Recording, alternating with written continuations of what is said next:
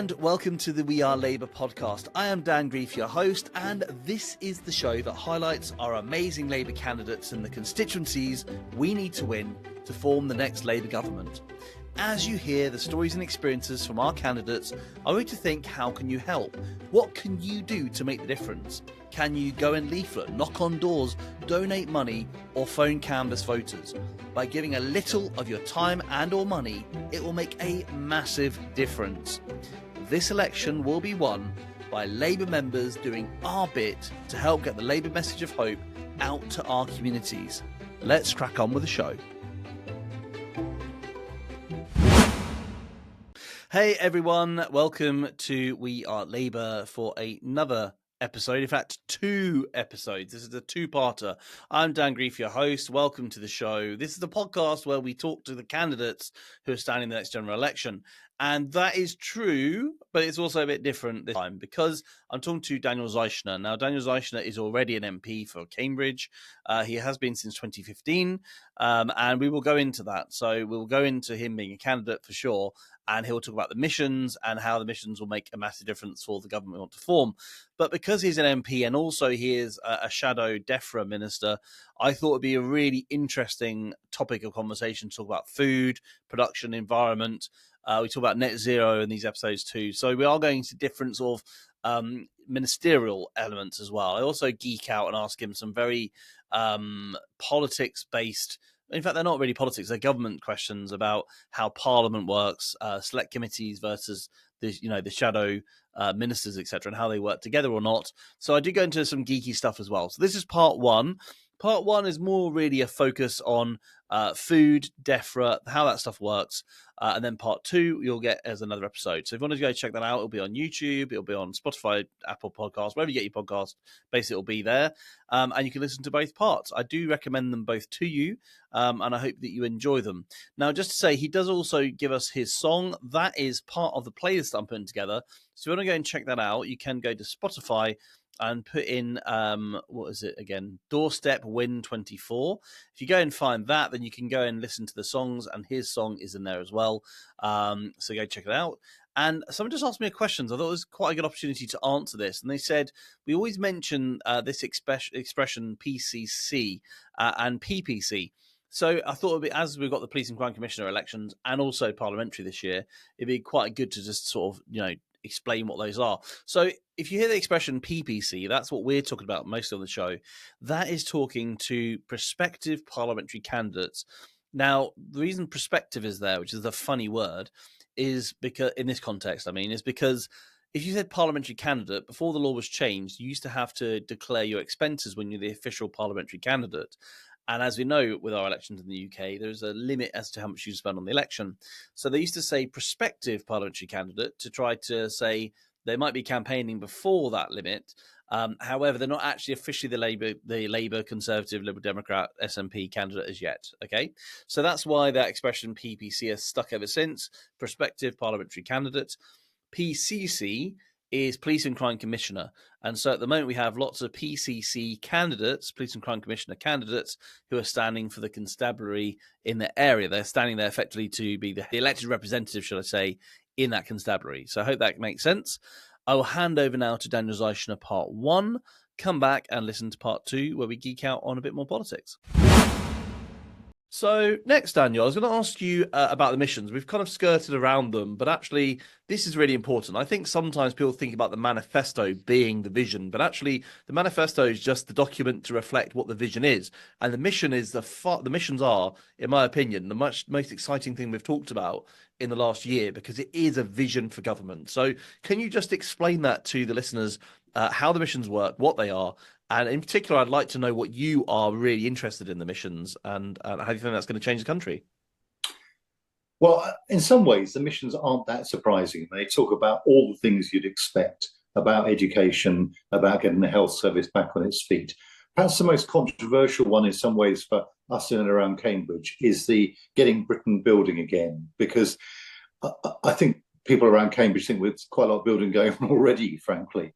But actually, anyone who's talked for any length of time to anyone in any kind of business will have heard the frustrations that people face on a daily basis on almost everything. I had someone write to me only the other day telling me that they'd to pay £3,000 for a bat survey, which established there were no bats, and then they were told there may be bats in the future, so they still had to put bat boxes in.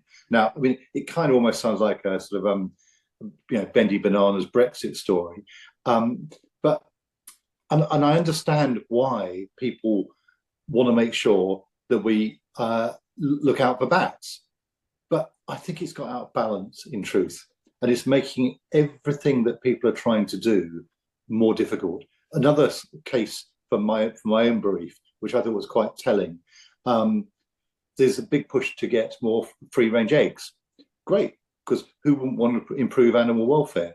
Yeah. The problem is, whenever farmers apply for planning permission to do it, they get knocked back. So I think sometimes people think this is just about house building. It's not. It's about anyone who's trying to run a business almost banging their head against a constant brick wall. And that's not to say that we don't need a planning system. I totally believe in a planning system, because I think in a country that's relatively geographically constrained, we are an island after all, the only reason we've got a good country to live in is because we do have a proper planning system, but it's just not working. Add to that the fact that local councils are clearly really struggling to retain and hold their staff, and they don't have the expertise. This is, I think, one of the big things that Labour's looking to do to get the economy going. And if you get the economy going, then the other missions, whether it's getting more effective policing, whether it's getting the court system working properly, whether it's getting the NHS, and the most recent figures still show that it's still struggling despite huge efforts that are going into it.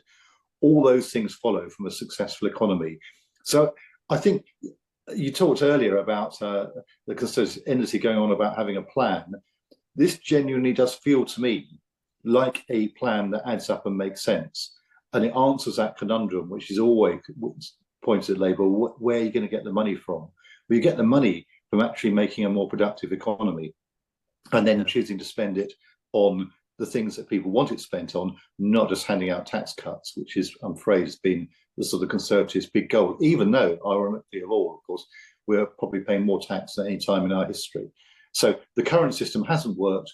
This is a different approach, and I'm pretty confident it will have a significant effect. Yeah, yeah. I'm going to say something a bit controversial here. I actually agree with Liz Truss when she said about we had to grow the economy. I just don't agree with her way of doing it because she didn't. She drove it off a cliff. But I think that's it. That's the heart of it. I mean, I've heard the argument made many times by Labour, but it is a really important point, isn't it? I feel like the Thatcherite philosophy only works when you have a massive amount of assets to sell off cheap.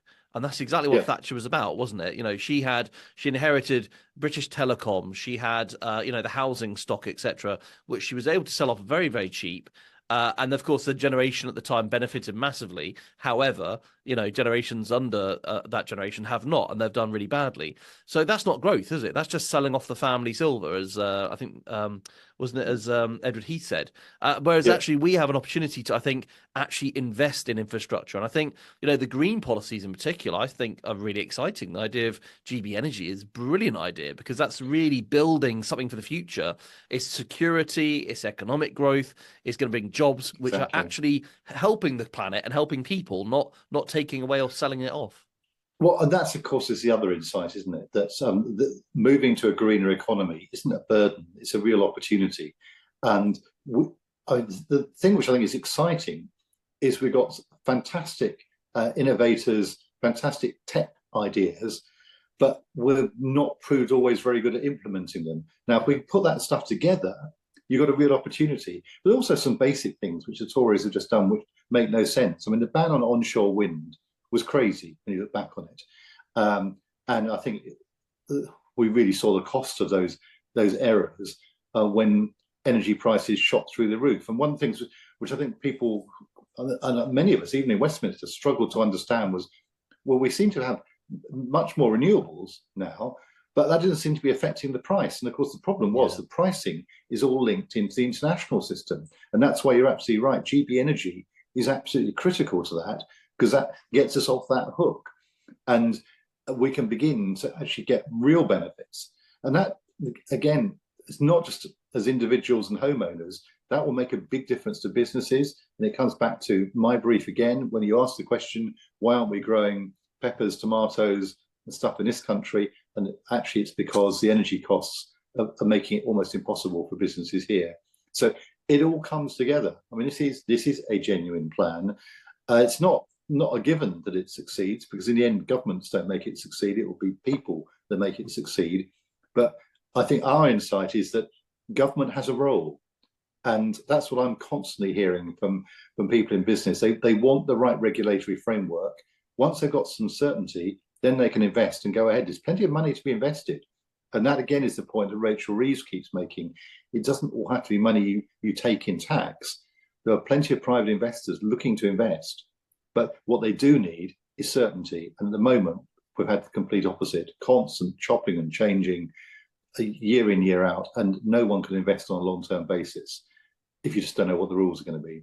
Yeah, yeah. And actually, I mean, the seat that you represent, I guess, is at the forefront of that innovation, isn't it? And you must be speaking to people all over the sector who are requiring that legislation. Yeah. Are these conversations happening all the time now, I suppose, as you're getting ready for the next Labour government?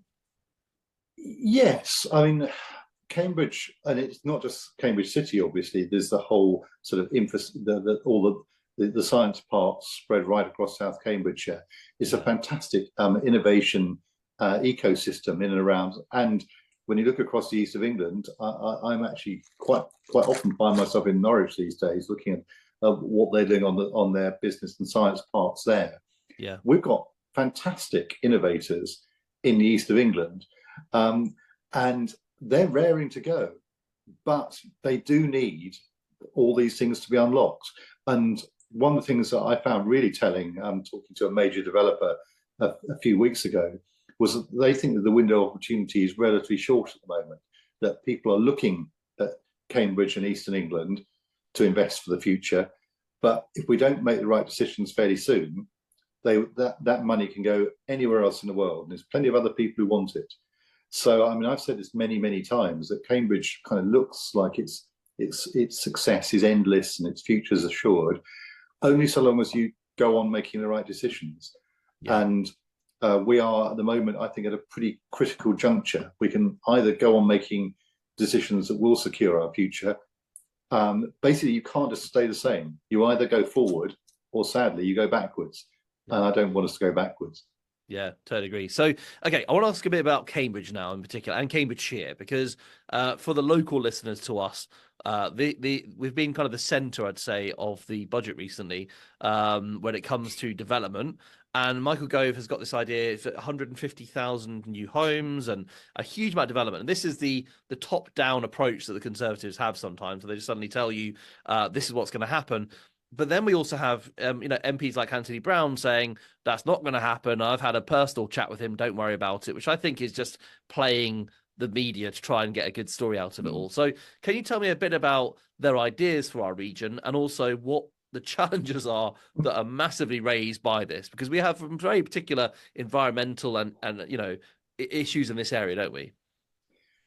We do. And I mean, I was pretty furious at the way this has been done. I think actually it's good that we're having a discussion, because most of us have known, it's hardly a secret, that Cambridge is likely to expand over the next 20, 30 years. The question for me has always been, how do you do that in a way which keeps the things that are special and attractive about Cambridge, that it's done in a socially just way, so we don't end up becoming even more divided, and it's already divided enough, but also that deals with some of the intractable problems we've already got, like our transport systems. Yeah. So on one level, I welcome the discussion.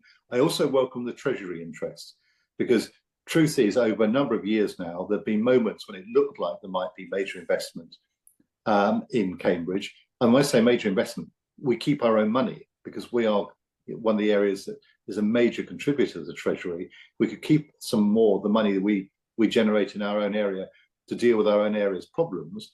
That would be extremely helpful. But each time the Treasury is drawn back. So the fact that the Treasury is involved in this and seems supportive, I think, is positive. That's the positive part of it. But the 250,000 houses that initially Michael Gove just landed upon us without any consultation, and then the amended figure a few months later, not really based on much evidence as far as we could see, all of that is troubling. I and many others locally have had good discussions with Peter Freeman, who's the chair of Homes England, that Michael Gove was asked to do this work. And I think he has understood that you cannot do this without local consent. And that's the key thing. So it's an odd situation where you've got a government which feels like it's in its dying days, trying to set a vision for the future, which it's probably got no chance of implementing. But I think it's up to us locally to pick up that challenge and shape it in the direction that we want to take it. Because I do think if we don't, my worry is that we'll just see more and more incremental growth without particularly the transport challenges properly addressed. And we know how difficult that has been just in terms of the debate last year around sustainable travel zone. Yeah, these are hard things to crack, but we've got to do it because we cannot have more and more housing without tackling the transport issue. We will just get basically stuck. Yeah, yeah. And actually, it's also things like water, isn't it? I mean, we have a massive crisis of water here, and building regulations under the last Labour government was so much better at making sure we had homes that were much more water efficient, which is, that before you even get into talking about reservoirs and how we make sure the chalk streams are filled up all the time, make sure the new homes are actually water efficient would be a massive step forward. But that's all been thrown away, which means we have to get that stuff sorted out before we even get the reservoirs and all the rest of it. Well, you are so right about that. I mean, it's still I still find it extraordinary that one of the things that happened in 2010 was the weakening of the building controls. And if the housing that had been built around Cambridge had been built to standards that the last Labour government has set, we'd be in a much better position on so many things. Now, again, to be like Brexit, it's happened, you can't undo it. But how foolish was that? Because the extra cost would now have been long forgotten. And retrofitting homes to bring them up to a higher standard is much harder. We use too much water per head of population. If you compare how much we use to other countries, it is absolutely obvious. And that's in a part of the country which we know has water issues. So you're absolutely right. One thing I would say is the budget announcement around water seemed to me to be far more substantial and workable than the ludicrous paper that accompanied it, the so-called Case for Cambridge, which I think had got gutted, ironically, by the Treasury again. That is I described it as vacuous fluff. It felt like someone had come on a day trip to Cambridge from London and thought, oh, what a nice place, let's have some more. It was not a serious piece of work. Whereas the water stuff, I mean, there are questions, and I see the Environment Agency, I read this week, is already questioning how quickly it can be put in place. So there's more work to be done on that. But the water issues, I say they can be solved. There are engineering solutions. Again, it's more about cost and whether water is diverted from other places. And as you say, whether reservoirs can be put in place quickly enough. All of that. It's not impossible to deal with some of that. But there are a whole range of other issues, I say particularly transport ones, which haven't been touched on, which need to be, in my view. Yeah, yeah. And that's the other thing. We don't want to have areas completely cut off where it becomes a second-rate place to live. You don't have the amenities of services. We know that Section 106 can take a long time to come through and deliver for people, and communities don't have access to even shops, let alone GPs. You have made those points very forcefully about Northstowe. I've got in trouble making these points in the past about Camborne, but when you can see plenty of examples where that failure to put things in place leaves a lasting legacy of extra cost. And that's the other thing.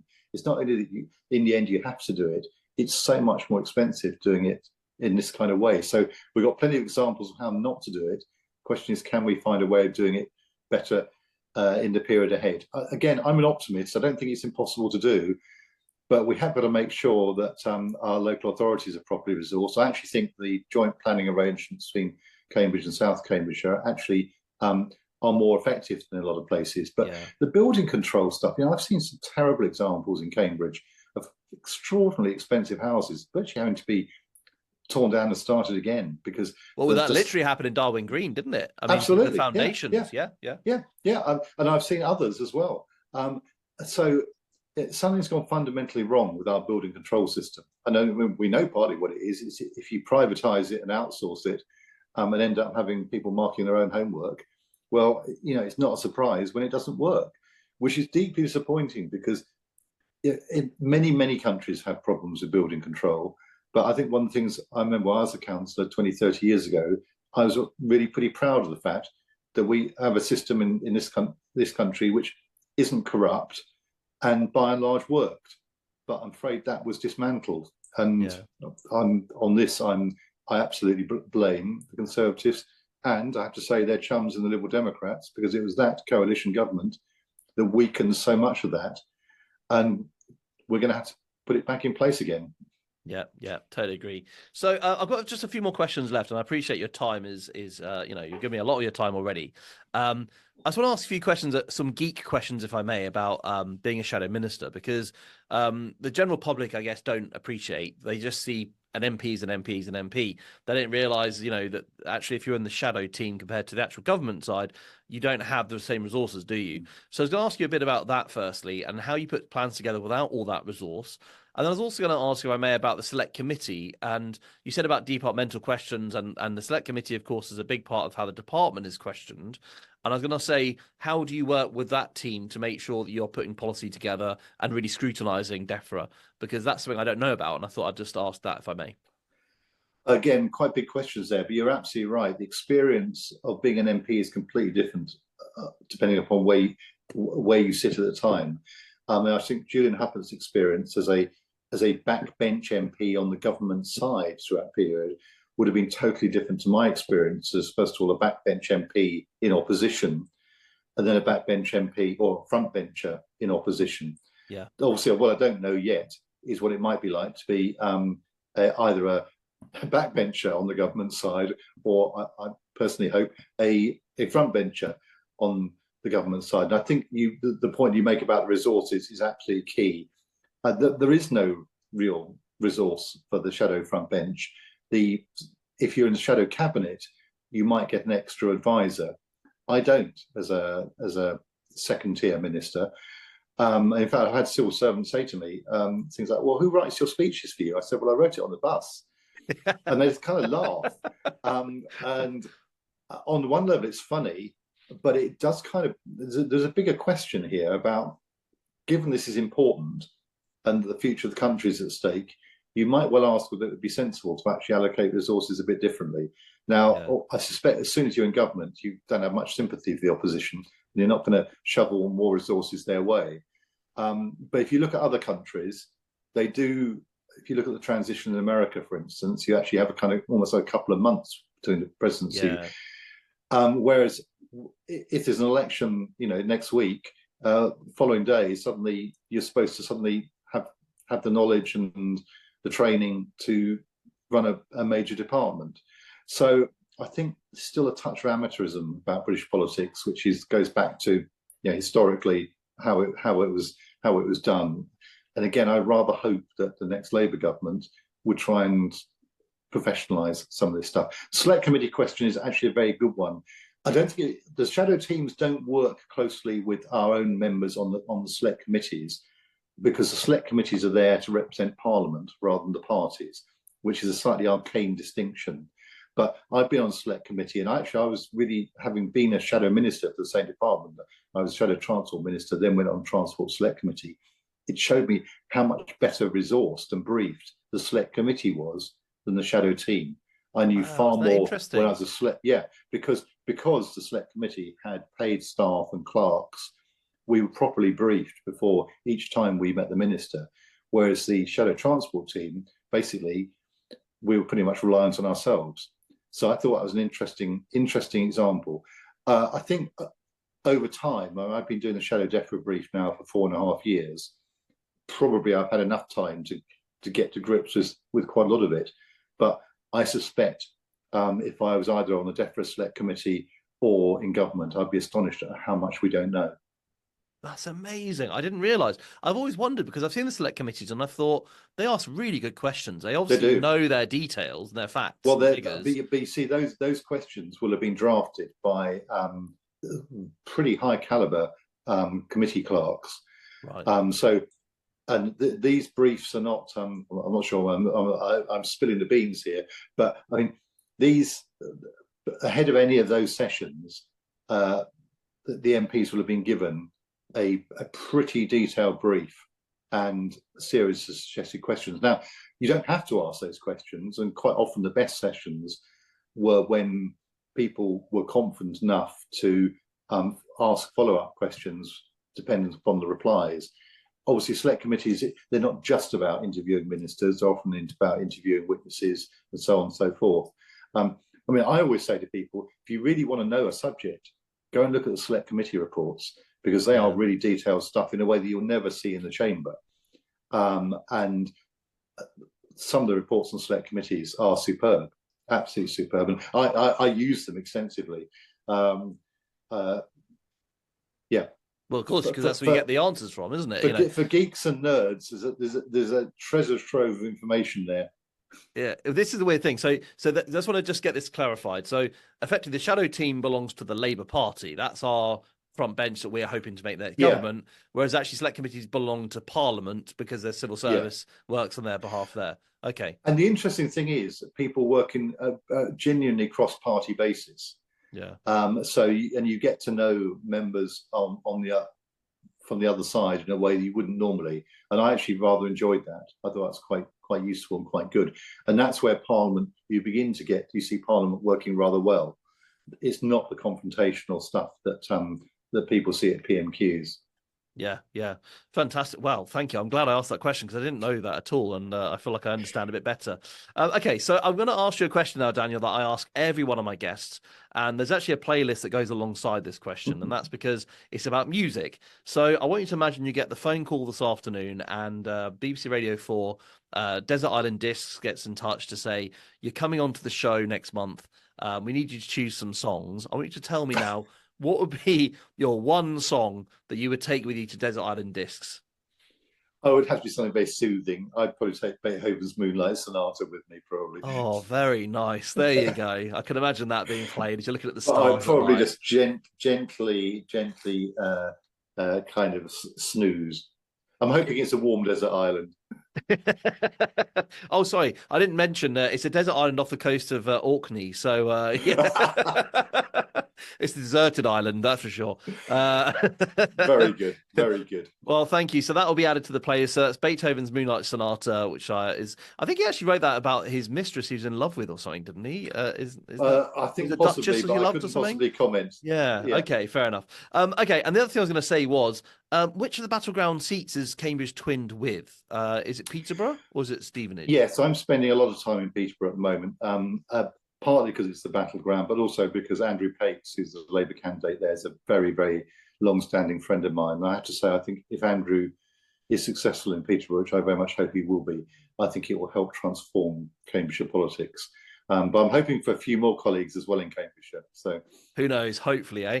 Just on Andrew Pakes, I want to say when I've been with him in Peterborough, he is superb on the doorstep. So there was a chap called James we spoke to, and he had his own business, Conservative voter his whole voting life. And he met Andrew and he said, "Look, I'm just fed up with this right now." And Andrew, just the way he just engaged with him was so good, and he really was able to just answer his questions honestly with integrity, and say when he didn't know something as well, which I think again, it's part of the integrity of it. You can't know everything. Took his details to have that long-term conversation and chat, and I think, that's a man who really understands, and he's going everywhere in Peterborough now. He is knocking on every door, meeting everyone, because those communities are hurting right now, and they're feeling the pinch of this cost of living crisis, which sounds nice in the media. Cost of living crisis. What does that really mean? In real life, people are struggling and suffering in Peterborough, and he is there to really represent them. So he'll be a fantastic MP one day, won't he? I'm convinced of that. Yeah. Well, Daniel, it's been fantastic having you on, and thank you for geeking out with me and answering all my weird questions that I've always wanted to know. It's been superb having you here, and yeah, long may you continue for many, many years to come as the MP for Cambridge, and also I hope you're on the front bench for the next Labour government, which hopefully will be later this year. Well, thank you. It's a joy talking to you as ever, and look forward to seeing you on a doorstep somewhere near here in the not too distant future. Good man. Take care, Daniel. Bye. Very good. Bye. Before I go, may I ask a massive favour? Like this podcast and smash that subscribe button. Leave a review. Share this podcast with other Labour Party members, your CLPA executive, and anyone who, like us, wants to fight for the next Labour government our country so desperately needs. If you're a candidate and wish to come onto the show, then email me at labourpodcast@gmail.com. Until next time, bye for now.